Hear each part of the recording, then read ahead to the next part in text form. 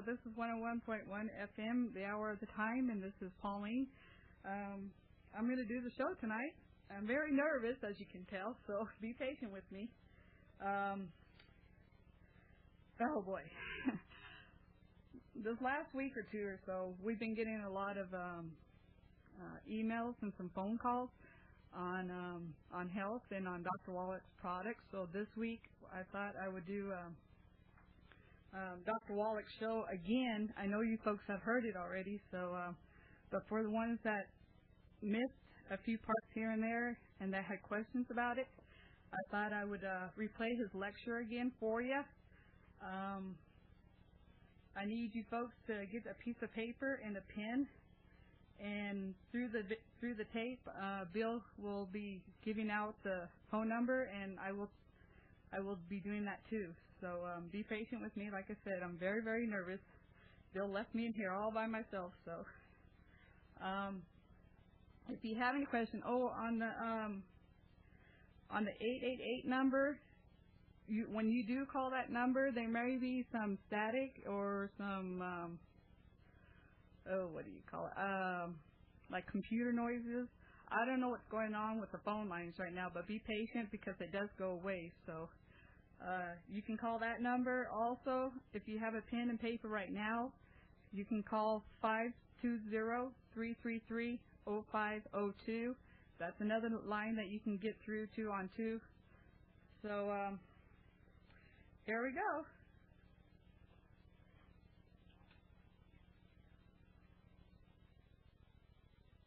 Not only about cardiac myopathy, but many other things. I pray that you listen closely and carefully, because what you're going to hear may save your life or the life of your loved one. Dr. Wallach in 1991 was nominated for the Nobel Prize. He's had many, many fabulous things in his life. There's no way I can tell you how pleased I am to have him here in Kansas City tonight. And I want to turn the time over now to Dr. Joel Wallach. Would you all give him a big hand?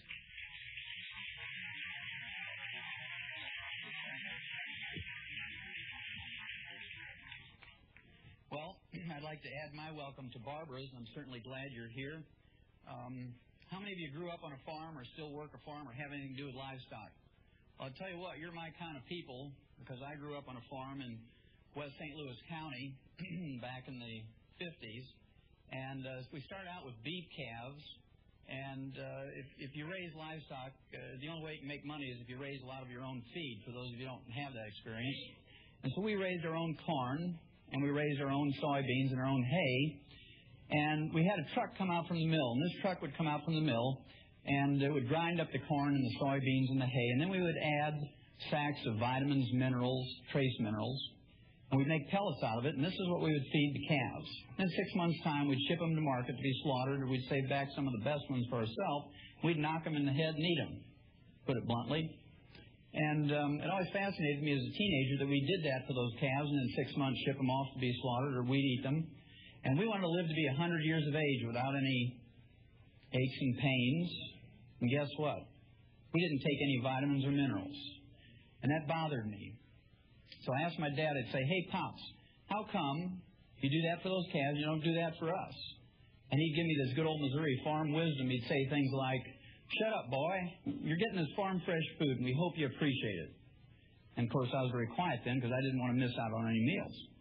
Well, then when I went to school, I went to the University of Missouri, the School of Agriculture, and I got my degree in agriculture.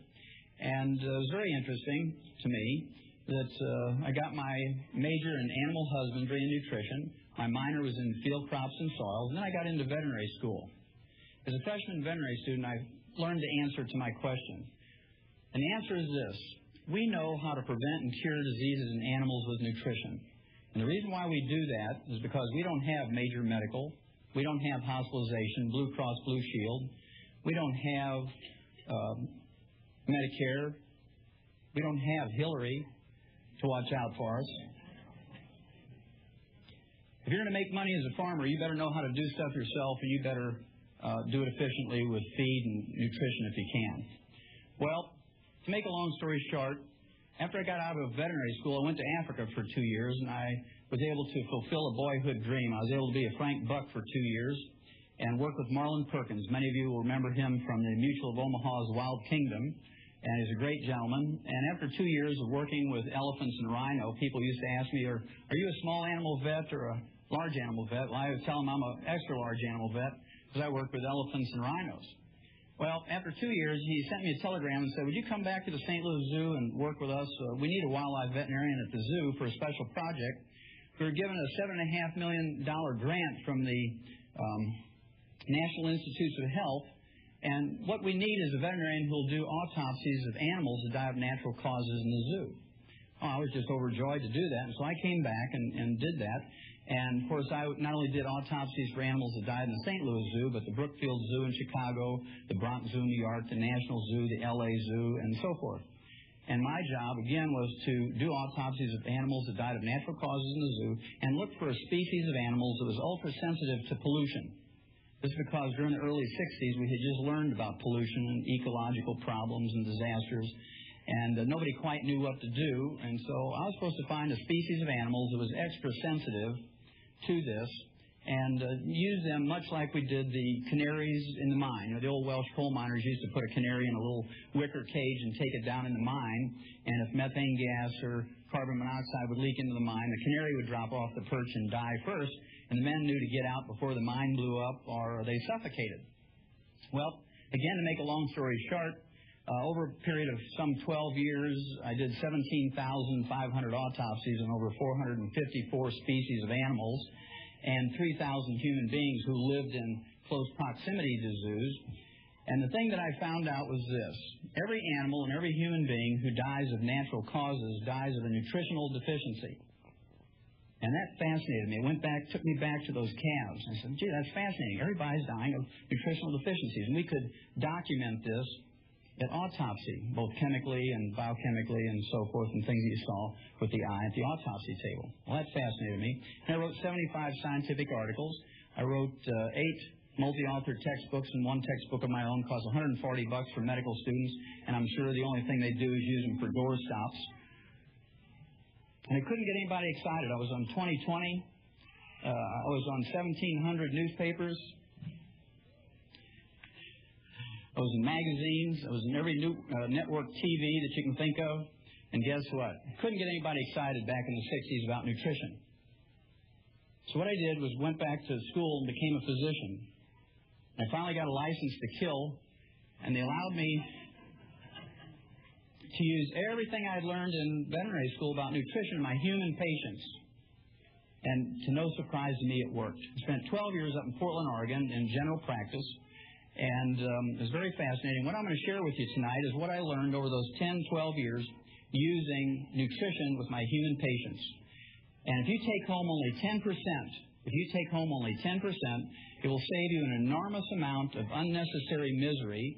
It will save you a gob of money. And those of you in Missouri know what that means. A gob means a lot.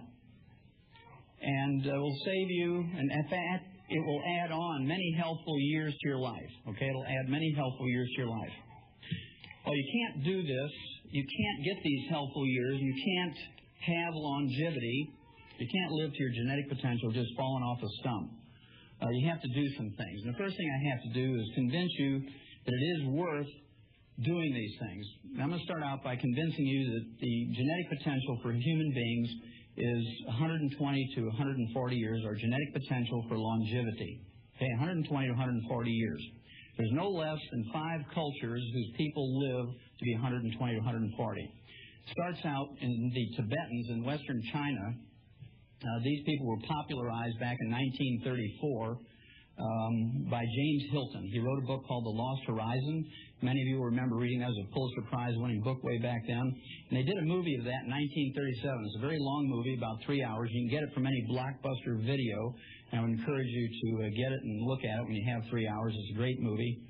And the oldest living person that has some documentation, I'm sure there's a certain amount of exaggeration in there, but there is some documentation. It was a fellow, a Dr. Li, L.I., from China along this Tibetan border. And this fellow, when he was 150 years old, quote unquote, received a big certificate from the Imperial Chinese government. He was born in 1677. 150 years later, he was given a certificate by the Imperial Chinese government for being 150 years. And then when he got to be 200 years, they sent him another, 50 years later, they sent him another certificate. And supposedly he died at age 256. And as people of that nature, he was written up in the New York Times in 1933 when he died, and the London Times. And so this is fairly well documented. But he may have only been 200 years old. I don't know if he was 256. But this is the person that led James Hilton to write that story. Then there's 1967 or 68, there's a remake of that movie. It was a color version. If you haven't seen that, it's called Shangri-La. I'd urge you to see that. Then in eastern Pakistan, there's a group of people called the Hunzas. And these people are very famous for longevity, 120 to 140. If you've been in alternative health for any length of time, you've heard their name at least. Then in what is now Western Russia, it used to be the Soviet Union, the Russian Georgians were made famous during the 70s by Dan and Yogurt. You remember the old Crimea War veterans, they'd get their uniform on, they'd hold a saber up, and they would get a cup of Dan and Yogurt and smile a lot, and you were supposed to make the mental leap that it was the Dan and Yogurt that made them live to be 120. Then just south of them, the Armenians, the Abkhazians, and the Azerbaijanis are famous, at least in the Soviet Union. They were studied for some 60 years because they routinely lived to be 120 to 140. In fact, in 1973, the January issue of the National Geographic, 1973 January National Geographic, did a special article on people who lived to be 100 and are older. And they featured these people. And there's a great pictorial article. You know, National Geographic is very good about coming out with pictures. And 3 of these dozens of pictures that were in that article, I remember one of them was a lady who was 136 years old. She was sitting in a wicker chair with a big Cuban cigar in one hand and an 8-ounce glass of vodka in the other. And she was partying. She was having a good time. She was not in a nursing home, all slouched over and ready to have somebody take another $2,500 out of her checking account. She was enjoying herself at 136. Then there was a semicircle of couples, boy, girl, boy, girl, boy, girl, and they were celebrating their 100th and 115th and 120th wedding anniversaries. And the third picture that I remember is a gentleman who is picking tea leaves up at the timberline in the Caucasus Mountains in Armenia, and he was listening to one of these little transistor radios back then. And according to his birth records and baptismal records, his military records, and the birth records of his children, the National Geographic said that he was 167 years of age and the oldest living person at that time. On the Western Hemisphere, the Vilcabamba Indians in Ecuador are very famous. They live in the Andes. And then in southeastern Peru, my favorites, the Titicacas. I just like them because I like the name. They're sort of east of the Machu Picchu, the old community. The Titicacas live around Lake Titicaca. And, of course, they're very famous for living to be 120 to 140. Well, in May 11th, just about a month ago, the oldest living American at this time and documented through the Guinness World Book of Records was Margaret Steep. She was from Radford, Virginia. She died at age 115, and she died of a nutritional deficiency. You can tell that from her obituary. She died of the complications of a fall. What did she die from? Osteoporosis. Very good. She died of a calcium deficiency. She had no heart disease, no cancer, no diabetes, no other infirmities, but she died 3 weeks after a fall because she didn't have enough calcium. Very interesting. Also, her daughter said that she had a craving for sweets, and so she died, and that's a disease called pica. We'll talk about that in a little bit, but usually when you have a craving for chocolate, if you're a chocoholic or a sugaraholic, that means that you have a deficiency of chromium and vanadium, and we'll talk about that in a minute. Then in a third world country, in Niger, in Africa, a chief by the name of Bauer, at age 126, was eulogized by one of his wives, so I assume it was plural, it had many wives, and she was bragging about him at his death at age 126. He was still in possession of all his own teeth. Okay, so you assume that other faculties are working too. Then here's a gentleman from Syria at age 133. He died in July of 1993, and he was in the Guinness World Book of Records, not because he was 133. There's been many people who live longer than that. Not because he remarried for the 4th time at age 80, but because he fathered 9 children after the age of 80. And this meant if you add up 9 months for each child and a year for breastfeeding for each one and a year between each one of the children, he was still fathering children after age of 100, and that's what got him into the Guinness World Book of Records. So there's still hope for you fellas. Then those of you who like science, in November of 1993, just about 8 months ago or so, those 6 biospherians came out of that dome in Arizona. They were in there for 2 years, 3 couples, and they were supposed to eat the perfect food and recycle the atmosphere and grow their own food and whatnot and have no pollution in their water or air or food. And when they came out, they were examined by medical gerontologists from UCLA, University of California at Los Angeles, and they put all this information, their physical and their blood work and so forth, into the medical computers at UCLA. And the medical computers said that and projected that they could live to be 165 years old if they continued to do what they were doing. So all of that just says to you that there's a possibility you can live to be 120 to 140. And when I grew up on the farm, we could grow 200 bushels of corn per acre, and with all the labor and all the fertilizer and everything else you did, you could make a profit if you grew 200 bushels per acre. But if you only got 100 bushels per acre and put out that same effort and the same fertilizer cost, you'd lose money. And so I want you to think about it. The average lifespan for an American today is 75.5. The average lifespan for an MD or a doctor is 58. You want to gain 20 years statistically, just don't go to medical school. Also, if you want to know information about longevity, you're going to be better off asking a bus driver than you are a physician for longevity. Now, there's 2 basic things you have to do to get there. If you want to live to be 120 or 140, there's only 2 basic things. They're real simple, 2 things to remember. Number 1, you have to avoid the pitfalls. You have to not step on the landmines, I call it. And those of you in the military, you know what that means. You do something stupid like step on one of those things, you kill yourself wastefully or unnecessarily. And of course, if you play Russian roulette or smoke excessively or drink excessively or wear a black sweatsuit and run down the middle of the highway at 2 o'clock in the morning, you're going to get struck by a car.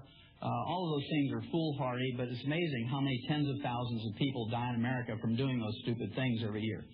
It's amazing. In fact, there was these kids who sat in the middle of the highway because it was done in a movie and whatnot and got killed, the college kids. It's amazing. The last thing I will share with you on that subject of avoiding the landmines, I suggest very strongly to you that you avoid going to doctors. Because given half a chance, they will kill you. And I'm going to back up that statement, which is a pretty strong statement, with a statement from Ralph Nader's group in January of 1993, just about a year and a half ago, January 13th. He put out a news release based on a 3-year study on the causes of death in American hospitals, and it was a 1,500-page report, this 3-year study, and I'm not going to waste your time or mine by going over the whole thing word for word, but the bottom line says a lot. The bottom line says a lot. And here it is, quote, this is from Ralph Nader now. He's a consumer advocate for those of you who don't know him, who watches out for us. Quote, 300,000 Americans are killed each year in hospitals alone as a result of medical negligence, unquote. I'm going to read that figure again because it's a huge figure. Quote, 300,000 Americans are killed each year in hospitals alone as a result of medical negligence, unquote. Now, he didn't say slipped away quietly out of neglect in a corner somewhere while they're waiting for an x-ray. He used the word killed. When you use the word killed, that means there was a procedure the doctor was doing went wrong somehow. That means that they gave them a wrong prescription. They put a decimal point in the wrong spot and gave them an incorrect dosage. These people were killed. 300,000. To appreciate how big a figure that is, you have to compare that with our military losses in Vietnam over 10 years, where we lost 56,000 people over 10 years, or an average of only 5,600 a year, on a field of battle where people had guns and artillery and explosives trying to kill each other. And millions of people poured out into the streets and protested that war. We had political anarchy in the last 3 years of the war. Students took over universities and colleges with guns and explosives. National Guardsmen shot students at Kent State in Ohio. We chased the president out of the presidency for 5,600 military personnel a year. And here's one profession that takes your tax money in the form of Medicare and Medicaid and kills 300,000 of us a year, according to Ralph Nader, and I believe him. He has no axe to grind. And you can go out in the street any day of the week in any city, and there isn't even a crazy street preacher out there with a sign that says, protect us from doctors. I want you to think about that, folks. That's number one. You have to avoid stepping on the landmines. So there's a certain value in treating yourself when you can, or preventing disease so you don't have to get treated. Now, the second thing you have to do, number two, is you have to do the positive things. You have to do the positive things. And I'm going to start out here by just putting a figure up on the board. It's the number 90. And you need 90 nutrients in your diet every day. You need 60 minerals. You need 16 vitamins. You need 12 essential amino acids or protein building blocks. And you need 3 essential fatty acids. You need 90 nutrients in your daily diet. Otherwise, you're going to get a deficiency disease if you don't have them in complete numbers and optimal amounts. Well, I can tell you that I was one of those nerds back when I was in college. I had a clipboard. We didn't have computers back then. So I had a clipboard, and I was one of those funny guys with glasses and would walk up and down in the student union there in Columbia and say, do you take vitamins and minerals? I was still fascinated by that. And of course, people would kind of look at you crazy and say, well, yeah, I take vitamin E. And I'd wait for them to come up with the other 89, and they didn't. They just, I take vitamin E. Well, today, if you ask people, do you take food supplements? They say, oh, yeah, I take Tums. Because that's what, they hear all the time. Well, again, you need 90 nutrients if you're going to make it. But the newspapers know, and the magazines and TV and radio knows that we're interested in health and longevity and supplements. So they all talk to us, not because the medical profession has asked them to do that in their stead. The medical profession doesn't say, hey, we're so busy saving people with surgery and chemotherapy and radiation and pharmaceuticals, would you please educate the people on nutrition? They do it because it sells newspapers. Well, my favorite article of all time appeared in Time magazine, April 6, 1992. And if you haven't read it, I'd urge you to get it out of the school library or public library and photocopy it. Stick one copy on the door in the bathroom and one on the refrigerator. It's a cover article. It says, The Real Power of Vitamins. New research shows they may help fight cancer, heart disease, and the ravages of aging. Again, there's 6 positive pages in here. There's only one negative sentence. And it was issued by a medical doctor who was asked by the writer of the article, what do you think about vitamins and minerals for people as food supplements? And here's what the doctor said, quote, popping vitamins doesn't do you any good, sniffs Dr. Victor Herbert, a professor of medicine at New York City's Mount Sinai Medical School. We get all the vitamins we need in our diets, and taking supplements just gives you expensive urine, unquote. Well, to give you a Missouri translation of that, that means you're just peeing away your dollars if you take vitamins and minerals. You might as well wad up your dollars and throw them in the toilet and flush them away because you're not getting any redeeming value from it. Those quacks are just taking your money for those vitamins and minerals. That's what he was trying to say. It got published. So it must be true, right? Well, I'll tell you what. After having done those 17,500 autopsies in 454 species of animals from around the world and then 3,000 humans, and liking to be healthy myself and having children and grandchildren and not too distant future great-grandchildren, I'd rather pee out 50 cents or $1 a day worth of excess vitamins and minerals. It's pretty cheap insurance. Because if you don't invest in yourself to the tune of $1 a day for vitamins and minerals, guess what? You're going to invest in the lifestyle of an MD somewhere. Because when you pay the medical doctor your fee for going to see him, not one penny of that goes to study how to diagnose or treat or prevent a catastrophic disease in a little child, like who was in here earlier, or how to prevent or diagnose or treat better breast cancer or prostate cancer in adults. Guess what that money goes for? It pays the doctor's mortgage, makes his Mercedes payment. It pays the tuition for his kids to go to medical school at Harvard. You know where Harvard is? Up in Boston. Pays the tuition for his kids to go to law school at Yale. Pays his alimony for his 5 ex-wives. I don't know why doctors always have 5 ex-wives. It must be genetic. You know, they blame everything else on genetics, so it must be genetic.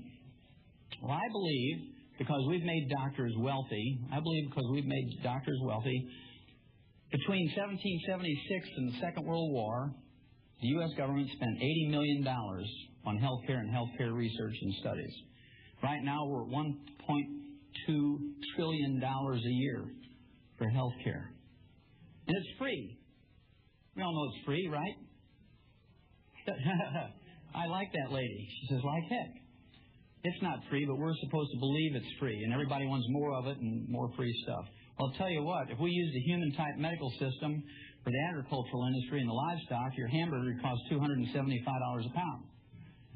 On the other hand, if you use the agricultural health system that we use in animals for humans, your monthly insurance premiums for a family of 5 would be $10 a month. You take your choice. Well, I believe, since we've made them wealthy through insurance programs and government subsidies, I believe they owe us something. I believe they owe us at least as much as the industries do, according to, for instance, recall notices. This was started, of course, 25 years ago when Ralph Nader learned that the Ford Motor Company had made a Pinto car with a rear-end gas tank that would blow up when he got hit from behind at 20 miles an hour, fry everybody in the car. And when people complained to Ford Motor Company, they said, well, you're just dumb for getting in a car accident. We're not going to pay you for that. Well, Ralph Nader says, no, it's a faulty design. So he went to a federal court, and the judge agreed with him, and through a court order, forced Ford Motor Company to send everybody a recall notice with a registered letter, bring that car in, and they'll fix it for nothing. Well, over the years, if you read the business sections of the newspaper, there was always recall notices from one thing or another. Sears had to recall 400,000 major appliances because the timers made in Taiwan would set on fire in the middle of the night. And then there was, I guess, Ford Motor Company again just a few months ago. They had pickup trucks with a fuel line laid on top of the drive shaft, and after about 25,000 miles, it wore through. I mean, with all these high-priced engineers, you'd think that somebody would spot that little thing. And they had to recall about 25,000 pickup trucks of a certain type. But the one that I think is the funniest, of course, has to do with the Saturn cars. They had to recall every car they ever made from car number 1 through millions of cars through April of 1993 because the electrical system was somehow coded into TV channel changers. And let's say your neighbor came home at 2 o'clock in the morning and wanted to watch the news or a movie because they couldn't sleep. They were flipping through the channels. Your car would start, drop into gear, and drive out the back of the garage. Well, after a few hundred of them, they believed it was cheaper to send out a recall notice and just get them in and fix them before they had thousands and thousands of suits to rebuild houses. Well, I believe the medical profession owes us that same courtesy, if you will, when research shows that what they've been telling us for 10, 15, 25, 50, 100, or 300 years is incorrect or has been changed. They should send every one of their patients and former patients a registered letter that says, hey, for the next 3 Tuesday nights, we're going to give you a free 1-hour lecture on kidney stones or tuberculosis or heart disease or whatever it may be. Has anybody in this room ever gotten a free recall notice from your physician? Kind of interesting, isn't it? I want you to think about it. What if Sears were to put in 300,000 cars vinegar instead of oil for an oil change? And the engines in 300 cars for that stupidity would burn up. There would be Senate investigations. There would be class action suits like you wouldn't believe. Hey, they ruined my car. But they kill 300,000 a year and nobody protests as long as we get ours free. And that scares me, that attitude. At any rate, I've got a bunch of these recall notices you should have gotten over the last couple of years. We'll go through them quickly. Number 1 is ulcers. How many of you ever heard that ulcers is caused by stress? Okay, everybody's heard that. If you don't raise your hand, you got Alzheimer's or you're fibbing, right? Well, we knew 50 years ago in the veterinary industry that ulcers, at least in pigs, was caused by a bacteria called Helicobacter pylori. And, of course, we couldn't get one of these high-priced stomach surgeons from Mayo Clinic. In fact, we always used to yell, hold the Mayo, when they'd say stuff like that. And otherwise, your pork chops would be $275 a pound to pay for that kind of surgery. And we learned that with a trace mineral called bismuth and the tetracycline antibiotic that we could prevent and cure those stomach ulcers in pigs without surgery. And so that's what we did. It cost $5 to cure a pig of stomach ulcers with bismuth, the trace mineral, and tetracycline. Well, the National Institutes of Health now, not the National Enquirer, but the National Institutes of Health came out in February of this year, February 1994, and said ulcers are caused by a bacteria called Helicobacter pylori, not stress. And they can be cured. They actually use the cure word in this news release. Medical researchers never do that. They always say it shows promising results or may be beneficial. They use the cure word, National Institutes of Health, and they say can be cured with a combination of the trace mineral bismuth and tetracycline. Well, for those of you who don't know what bismuth comes in, you can get it from any grocery store or drugstore. It's pink, about $2.95 for an 8-ounce bottle, and it's called Pepto-Bismol.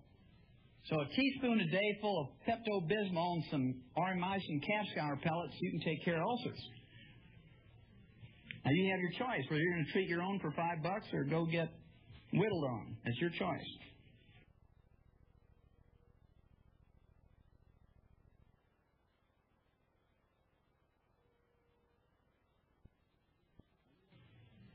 Now, you have your choice, whether you're going to treat your own for $5 or go get whittled on. That's your choice. Then, what's the number 2 cause of death in Americans? A terrible disease called cancer, right? All right, folks. Like I said, be patient with me. I'm still learning how to push buttons and talk at the same time. For you folks that have just tuned in, this is Pauline. I'm doing the show tonight. And we've been getting, Tim and I, when I say we, Tim and I have been getting quite a few emails and some telephone calls on people asking about Dr. Wallach's products.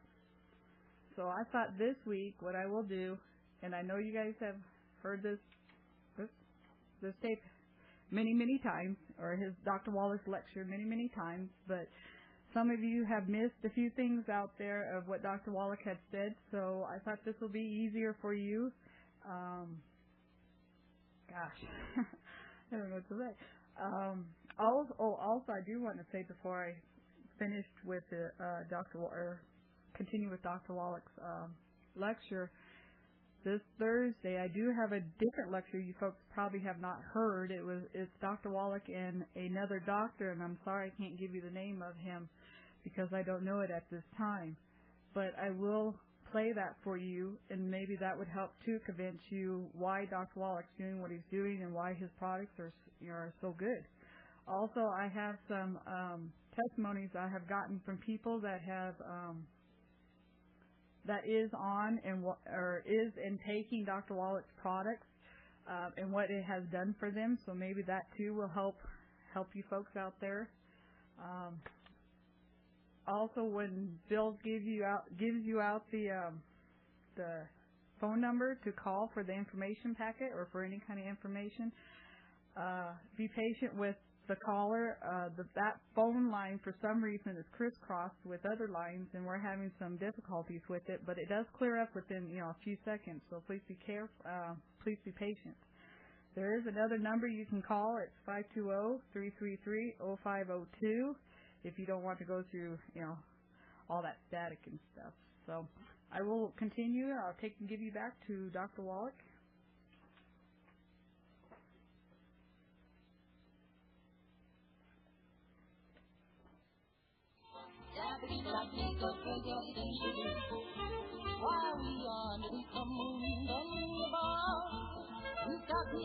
Now you have your choice, whether you're going to treat your own for $5 or go get whittled on. Sorry, folks, that was a little mistake.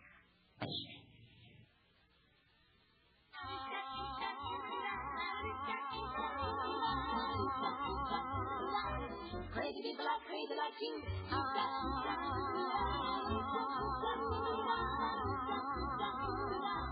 Crazy people like the things you do when we are under the moon above. Crazy people like me go crazy over people like you. Goofy people, daffy people like me go crazy over the things you do. Why we are underneath the moon above. You got me acting up like a balloon, it must be love. Crazy people like me go crazy over people like you.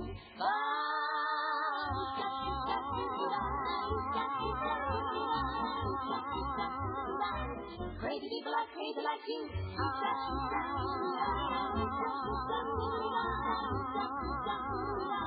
Crazy people like the things you do when we are under the moon above. You got me acting just like a balloon. It must be love.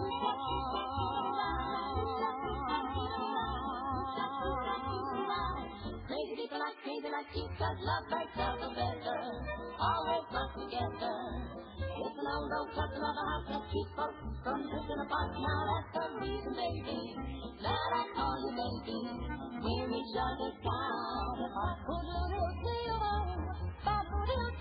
Crazy people crazy people, crazy people, crazy people, crazy people like me go crazy over people like you. Wow. Goofy people, jolly people, jolly people, jolly people like me go crazy over things you do. Wow. Don't mind if I wear a lot, sweet angel shine. It's just to have a nice time. You drive me wild. Crazy people, jolly people, jolly people, jolly people like me go crazy over people like you. Wow, wow,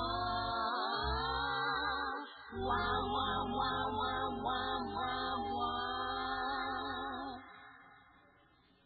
Well, folks, if you're like me, you're learning an awful. I wasn't supposed to do that. You're learning an awful lot of good information this evening. If you would like to learn more, call this toll-free number. Remember, this is for your education and for your enjoyment.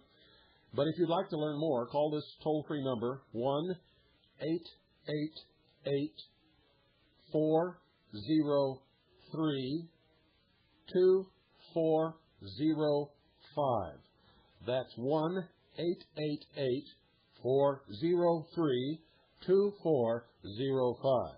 Once again, 1-888-403-2405. This is just an incredible experience, I know, for all of us. If we can actually prevent diseases simply by nutritional methods, just think, ladies and gentlemen, how much better this entire world would be. Is it true that doctors are intentionally steering us wrong? Well, I don't know, but I do know this. Dr. Wallach is steering us in the right direction. And I, for one, am listening to him. And I hope you learn to do that too. Once again, the number is 1-888-403-2405. Doesn't cost you a penny. Also, folks, remember, the other number, too, you can call is 1-520-333-0502. White and white and gray to do with steam washing machine. It's a hell of its kind. It's in front of the pack. You'll say goodbye to grass. Sure as penguins say quiet. Wait a minute. What? Don't say what? Well, what do penguins say? I thought you'd never ask. They say, fit for a king, fit for a queen. Get your laundry cleaner than clean with steam washing machine.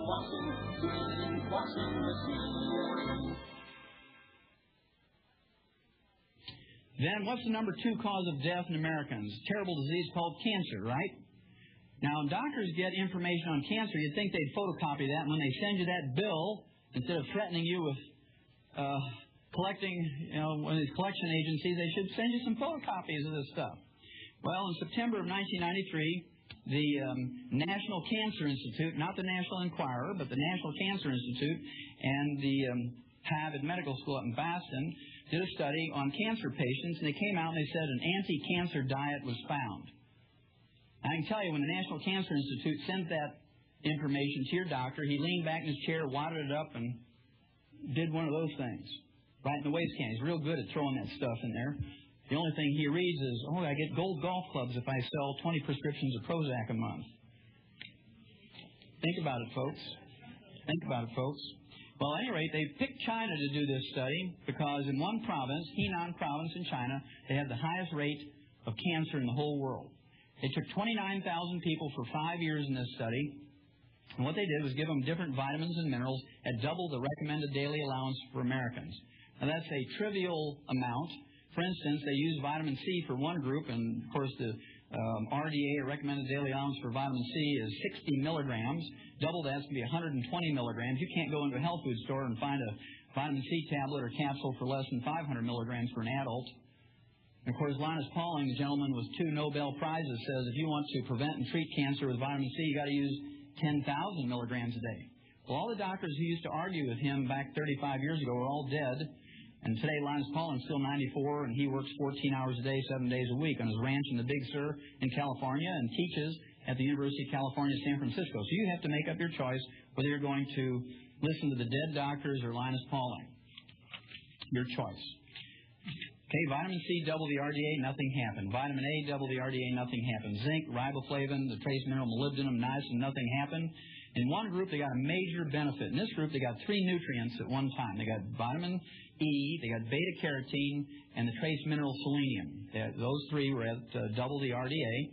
And if you get a 0.5% benefit in any nutritional or pharmaceutical experiment, you've made a major improvement in humanity's life. And so these articles get published. So I want you to remember that statistic. 0.5% is major benefit. Well, in this group that received the vitamin E, beta-carotene, and selenium for 5 years, deaths from all causes were reduced by 9%.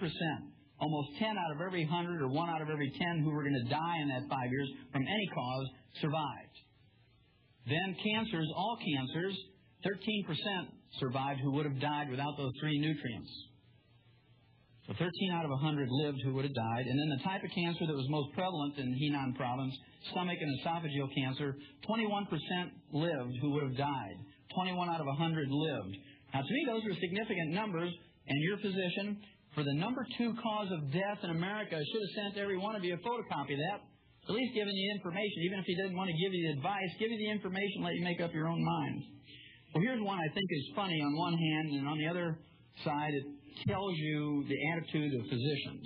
This has to do with arthritis. It was in September 24th, 1993 that it was released. Again, it was from the Harvard Medical School and the Boston VA Hospital. How many of you in here have ever been to a VA hospital? Anybody in this room?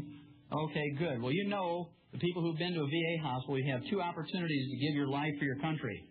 Once on the field of battle, and the other's in the VA hospital, right? Well, at any rate, the title of the release was Chicken Protein Halts the Swelling and Pain of Arthritis in a Patient Trial. And what they did, they took people who failed to respond in any way to medical treatment for arthritis. These people got gold shots, methotrexate, they got aspirin, prednisone, cortisone, everything else you can think of, physical therapy. And the only thing left for them was joint replacement surgery. Okay, now before Harvard Medical School, the VA hospital was going to give it to them, they said, look, we're looking for some people who are willing to suffer for 90 more days, just 3 months, because we want to try something, a short-term experiment. And they got 29 volunteers. And what they did for those 29 volunteers who failed to respond in any way to medical treatment for arthritis was they gave them a heaping teaspoonful of ground-up dried chicken cartilage in their orange juice every morning. Just a heaping teaspoon of ground-up chicken cartilage. And in 10 days, according to Harvard Medical School, all the pain and inflammation was gone. These are people who didn't respond in any way to medical treatment. In 30 days, they could open up a new pickle jar that had never been opened. And in 90 days, 3 months, they had maximum return of function. Now, here's the funny part. The funny part comes by a statement of the guy who was the director of that study from Harvard Medical School, and here's what he said. Quote, listen to the words, it's very important. Quote, after 3 months, it was clear that the drug was beneficial, unquote. Because it worked, chicken cartilage had become a drug.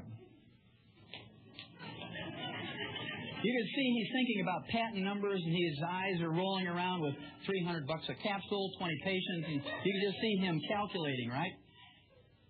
That means if you go to Kentucky Fried Chicken and you buy a bucket of chicken and throw away the skin and the meat and eat the ends off the bones, you're practicing medicine without a license.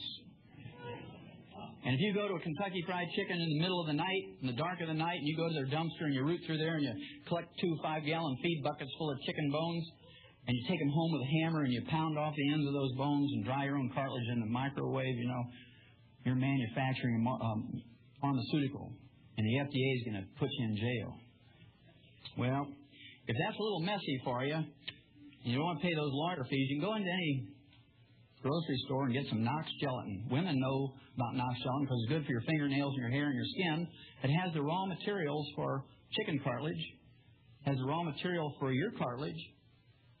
It's made out of beef cartilage and beef tendon. And if you take 2 of those little half-ounce envelopes a day in your orange juice, and you take it with an ounce per 100 pounds of body weight of colloidal minerals, next time I come by here in 3 months, you're going to run up on this stage and hug me and kiss me if you got arthritis. How many of you have ever heard of Alzheimer's disease? Everybody's heard about it today. 50 years ago, when I was a little kid, there was no such thing as Alzheimer's disease. It's a new disease, one of those things that just sort of happened. Now it's a major disease. 1 out of every 2 people who reach age 70 get Alzheimer's disease. Pretty scary. Well, we learned 50 years ago in the animal industry how to prevent and cure in the early stages Alzheimer's disease in livestock. Can you imagine how much a farmer would lose if the pigs were all laying there scratching their heads saying, "Why am I here? Where is the feed box?" Because if they're not gaining a couple of pounds a day, you're losing money, right? So we learned in the agricultural industry how to prevent and in the early stages cure Alzheimer's disease. And we do it with high doses of vitamin E and low intakes of vegetable oil. You say, Wallach, that's crazy. High doses of vitamin E. Well, you should have got a recall notice from your doctor in July of 1992 because the University of California, I mean, we're talking about a sophisticated research medical school here. University of California, San Diego came out and said vitamin E eases memory loss in Alzheimer's victims. Now, they're only 50 years behind on that from veterinary medicine, so you might be safer going to a veterinarian. Then how many of you in this room ever had a kidney stone? Anybody in here ever get that kidney stone? Okay, I see a few in here. What's the first thing a doctor told you to give up nutritionally when you got your kidney stone? Give up calcium. No dairy. No dairy. None of those vitamin mineral things with calcium in them because they have the stupid, naive, ignorant belief. That's pretty intense. They have the stupid, ignorant, naive belief that the calcium in your kidney stone comes from the calcium you eat. When in fact it comes from your own bones when you have a raging calcium deficiency, a raging osteoporosis, then you get kidney stones. We learned 1,000 years ago in writing in the agricultural industry, if you wanted to prevent kidney stones in livestock, you better give them more calcium. You better give them more magnesium and more boron. Now, the reason is, of course, bulls and rams, male cattle and sheep have special anatomy. When they get a kidney stone, they die. It's called water belly. They die. When you and I get a kidney stone, we just wish we were dead. But no farmer is dumb enough to pay for the feed for an animal and have it die before you can either eat it or send it to market. So we learned how to prevent those things. Well, you should have got a recall notice from your doctor, especially you people who've had kidney stones. Your urologist should have sent a notice to you. This was about 15 months ago, March of 1993. It says, calcium limits kidney stone risk, and this is from the Harvard Medical School up in Boston, by the way. In a study that turns conventional medical wisdom on its head, researchers have found that people whose diets are rich in calcium run a reduced risk of developing kidney stones. In a study of more than 45,000 people who were ranked into 5 categories, the group that had the most calcium had no kidney stones. So it took them 1,000 years to catch up. Now, about 5 years ago, when I started out on this crusade and started lecturing to people all across America, and I'm in one time zone and the next and all over, I knew I was going to get crazy out there doing this. Last year, I was on the road 300 days out of the year, 300 out of 365 days. And so I decided I needed to have a hobby that I could take with me. Every time I get a little wacko, I could go in my room and do this hobby, and I'd be okay. You know, it'd be kind of like having a little piece of home with me wherever I went. And I wanted to have a hobby that would help other people. I didn't want to collect baseball cards because I liked football. And I didn't want to do just crossword puzzles because it's good mental exercise, but it wouldn't help anybody else. And I couldn't take my compost pile. I like to garden, and the hotels don't like that, you know. So I decided I was going to collect obituaries of doctors and lawyers.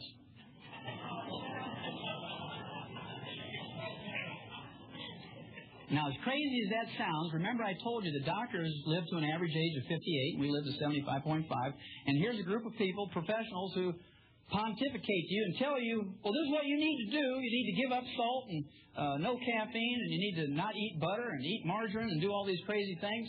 And they die at age 58 on the average. And, of course, all those people who live to be 120 to 140, they put a chunk of rock salt in their tea every day, and they drink 40 cups of tea a day, 40 chunks of rock salt. And they cook with butter instead of olive oil. And they live to be 120. So who are you going to believe? The people who live to be 58 or the people who live to be 120? It's your choice. Anyway, I got a few of them here, some of my favorites. This is Dr. Stuart Cartwright, age 38. He dropped dead in his home. He was a family practitioner of a ruptured aneurysm. That's a ballooning of an artery. That's a weakened artery because of the fragmenting or the brittle condition of the elastic fibers in arteries. Just like when you hit a chuck hole with your car tire and you break the cords in there and you get a balloon. He dropped dead like he was poleaxed, okay, right in his home from a ruptured aortic aneurysm. And we learned in 57, that he died of something that even a turkey wouldn't die from. The reason why we say that is, 1957, we learned that aneurysms are caused by a copper deficiency. We had a pilot project, 250,000 turkeys, and we made complete food pellets where you put all the 90 nutrients in there. And in the first 13 weeks, fully half of those turkeys died. 125,000 of them. Farmers were out there every morning picking them up by the bushel basket. They took them to the state diagnostic labs, and they were autopsied, and they found out that they all had died from a ruptured aortic aneurysm. So they doubled the amount of copper in there, and the next year they tried to raise 500,000 turkeys, and they didn't lose a single turkey from a ruptured aortic aneurysm. And they ran that experiment in mice and rats and rabbits and dogs and cats and calves and sheep and pigs and whatnot, and guess what? They found out there's a whole series of diseases that are caused by a copper deficiency. Gray hair is the first sign. You start getting gray hair regardless of your age, you got a copper deficiency.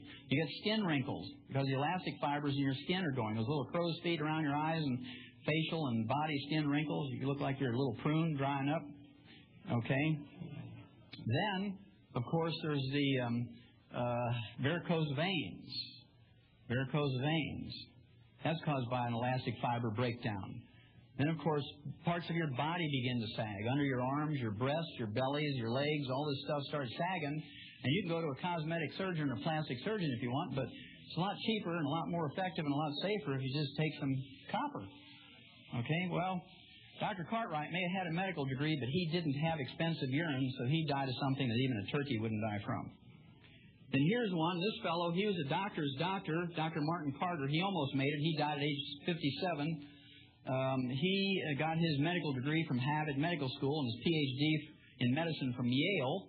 Of course, he was autopsied by the best because he was a doctor's doctor. He said, quote, "The cause of death was a ruptured aortic aneurysm," said Dr. Jules Hirsch at Rockefeller University Hospital, unquote. What did he die from? Copper deficiency. See, he didn't have expensive urine either. And here's an attorney. I know you guys, you're not a doctor, are you, sir?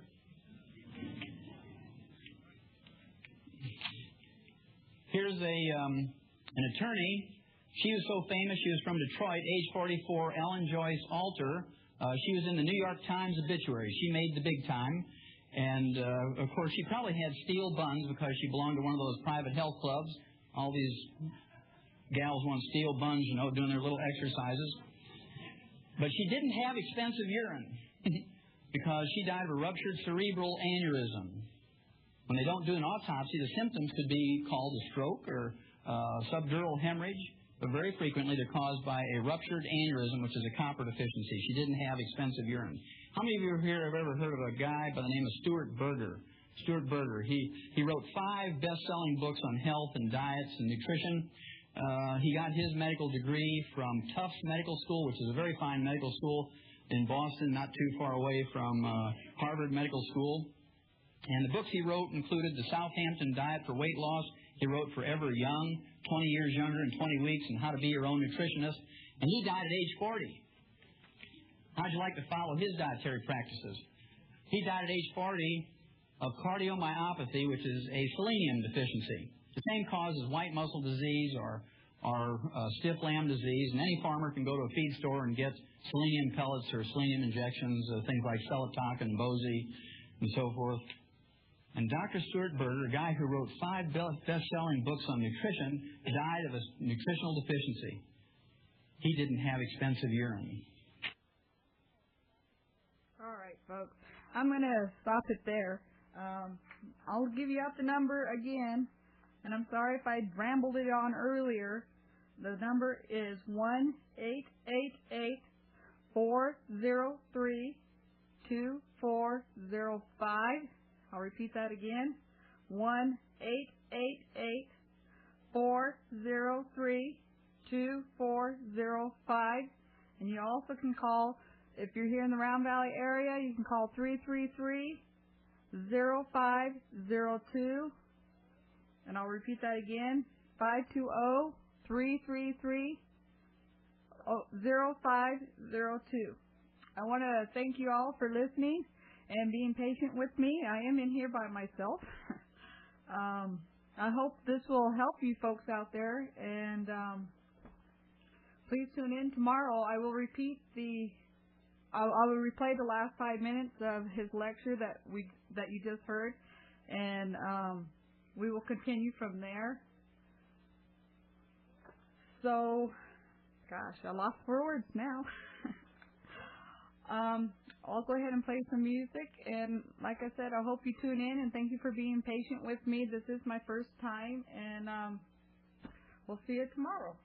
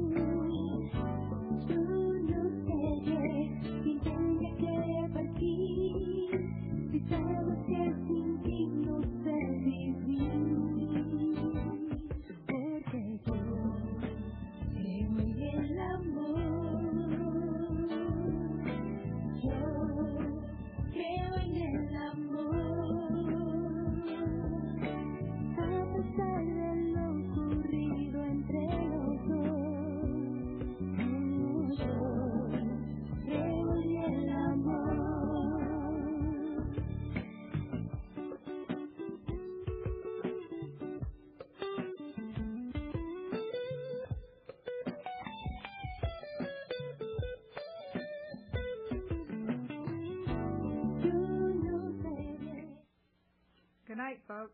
This is 101.1 FM. I'll return you to the oldies but the goodies.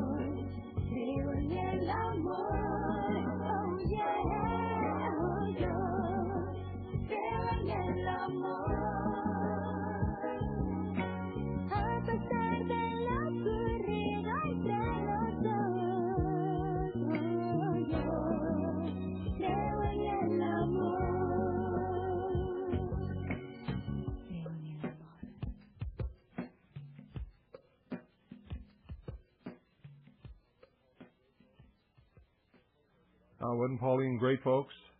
See, I told her that I was going to be right here with her and I would start the broadcast out. And, of course, I was lying. And the reason I did that was because you have to allow people to make mistakes. And after I ran through the whole studio with her, showed her exactly what she had to do, she thought I was going to call in and link up with WBCQ. And when it came time, I told her to go ahead and dial the number. Then when she got WBCQ, I told her to go ahead and link up. She did it perfectly. And then I told her to consult her notes, and I just left. And I have not been back until now. And she did a wonderful job. I'm very, very proud of her. And she only made one tiny mistake, and she's going to make more, because as long as I've been doing this, I still make mistakes. And there's nobody who's perfect and who won't make mistakes. So she got through her first broadcast by herself, just absolutely admirably. I'm very proud of her. And you should all be